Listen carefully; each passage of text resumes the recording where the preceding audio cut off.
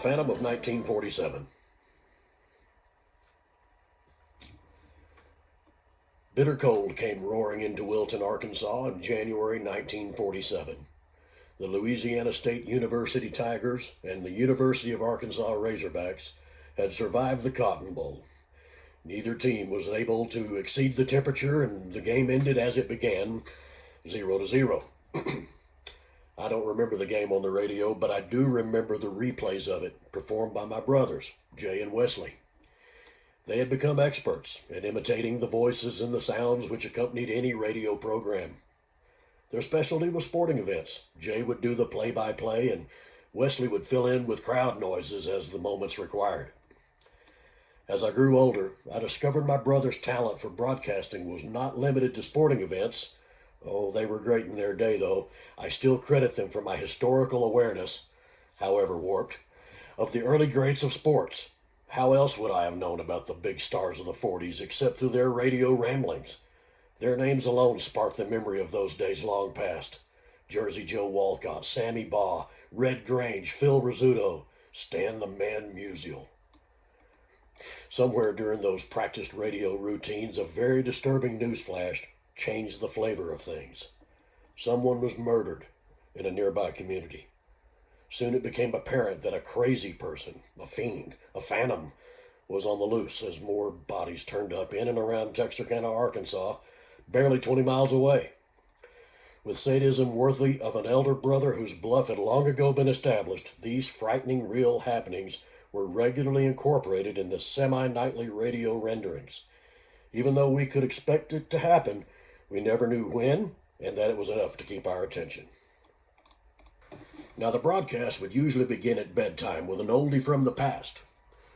On one early evening in August, Jay begins, "Ladies and gentlemen." He strung out those words. This introduction served two purposes. First, it let us know that the broadcast was about to begin. And second, it cued each of us, including Wes, the sound guy, that this broadcast would be a boxing match. Each of us non-participants settled back in our beds to enjoy the show. Now Jay continues. "In this corner, wearing white, 214 3/4 pounds, the challenger from Ubabawanda, New Mexico."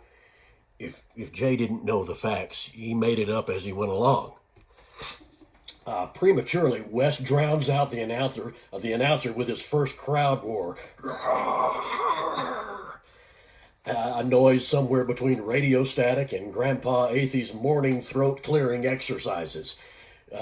Jay aimed a shut-up glance towards Wes. And that was right on target. The crowd noise stopped as suddenly as it began. Jay, of course, never broke verbal stride as he continued his introduction. "And in this corner, weighing 212 pounds," Jay suddenly sounded like a revival preacher, "the heavyweight champion of the world, wearing his favorite colored trunks, taken from the flag of his home state of..." At this point, the sound man can no longer contain himself, and once again drowns the announcer with a series of ear-piercing whistles, claps, and bird calls.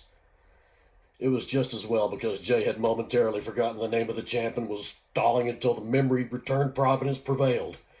In this case, Wes prevailed. Nearly losing his place in the program, Jay stumbles a bit, and then he continues.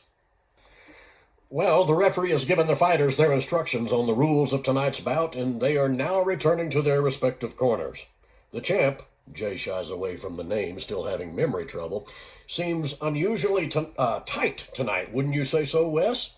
Jay points his folded sock microphone to Wes.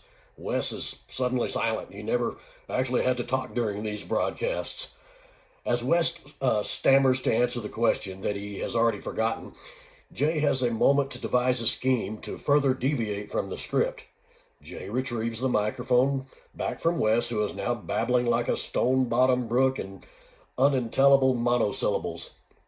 "This promises to be a great fight, ladies and gentlemen," Jay continues.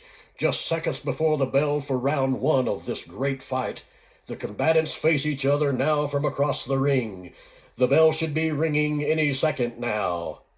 Jay gives Wes a prompting kick to the shins.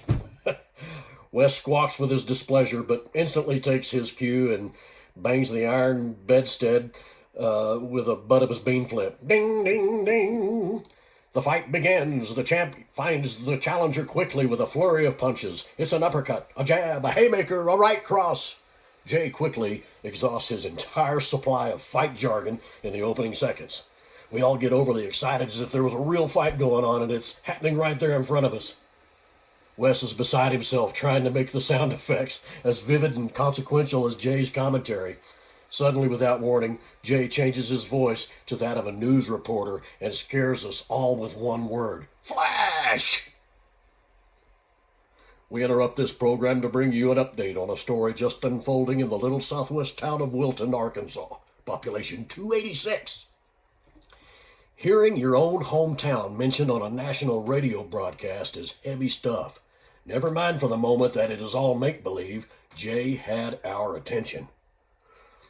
A killer is on the loose. A murderer who is being called the Phantom by police in this area is going around killing people without their consent. Jay tries to make the killer as evil as possible, and who could be eviler than someone who does things without permission? The Phantom was last seen in the outskirts of Wilton at about dark tonight. Residents are advised to be on the lookout for a hairy man, about 6 foot tall, weighing about 200 pounds. It was at this precise moment that Jay went silent. Wes, who was totally confused with the abrupt transition to a newsflash, was not sure whether he should do a crowd roar or ring the bell, so he broke his own silence. "What'd you stop for, Jay?" "Shush up," said Jay. "There's somebody outside. Go get Daddy." "Not me. I'm not going," said Wes the chicken. "Go on, Wes, you baby chicken," Jay continued in a desperate whisper. "I'll tell you there's somebody out there. Go get Daddy." Unwilling, with all the courage he could muster, Wes slid out of bed and started the long, scary crawl to the other end of the house. He was barely to the door when he heard Jay unmistakably snicker. Like that. Realizing he'd been had, Wes stood up and marched proudly back to his bed. His only retort was a chewed up and spit couple of words that sounded something like "Gamma Framma Gooble Doozle." Now Jay resumed the fight commentary, and Wes, who could never stay mad very long, joined in again with enthusiastic background noises. Suddenly Jay stopped again. A very suspicious Wes said, "Hey, what are you trying to pull this time?" Jay quieted Wes with a hand over his mouth and said, "There really is somebody out there. This time, go get Daddy." "And if follow the Dr. saying," said Wes. "What'd you say?" Jay asked as he removed his hand slowly. "I said I ain't falling for that old trick again." Jay didn't argue with Wes. He just said, "Listen." All was quiet. Then a faint crunching, crackling, unknown sound came from near the window next to Jay's bed on that side. "Doggone it, Wes. Go get Daddy. There's really somebody out there." Jay tried to whisper as forcefully as he could without drawing the attention to the intruder. "Oh, no," said Wes. "It's the Phantom. I'm not going anywhere." His last words were spoken as he retreated to the comfort and safety of darkness under the heavy quilt, which was up to now been shunned as a hot nuisance. Jay spoke quietly to himself. He said, "Well, I can't get past this window to go get help, so I guess it's either me or the Phantom." He delayed momentarily, hoping for a miracle. Divine intervention would not be welcomed. He closed his eyes to see if that would make the intruder go away. That old trick didn't work either. He heard even more noise as the creature, or phantom, or whatever it was, decided to come in through the pillow-stuffed window. The pillow was temporary replacement for a missing pane that died trying to stop a bouncing ground ball hit off the bat of Lucky Leon. That's another story for another time. Someone was removing the pillow on that outside. Jay's heart raced. "Oh, Lord, he's coming in. It's the Phantom Killer. He's here. He's breaking into our house. Well, it's either him or me. Him or me." He repeated. Jay tried to recall the most devastating of all the punches he had ever imagined in all his radio broadcasts. The sound man looked like a robber himself, and he peered out from underneath the edge of his protective quilt. Jay raised up in bed and positioned himself to deliver the Texas Scissors tail right cross combo. Jay turned to Wes one more time and said, "Are you sure you won't get Daddy?" Wes answered with his impression of a mad dog as he took in another mouthful of quilt and shook his head vigorously. The noises at the window continued as the tension mounted as Jay mouthed one final, "It's either him or me." He jerked the pillow from the window, closed his eyes, and delivered the deadliest punch he had ever imagined right between the eyes of our very surprised old cat, Stoink.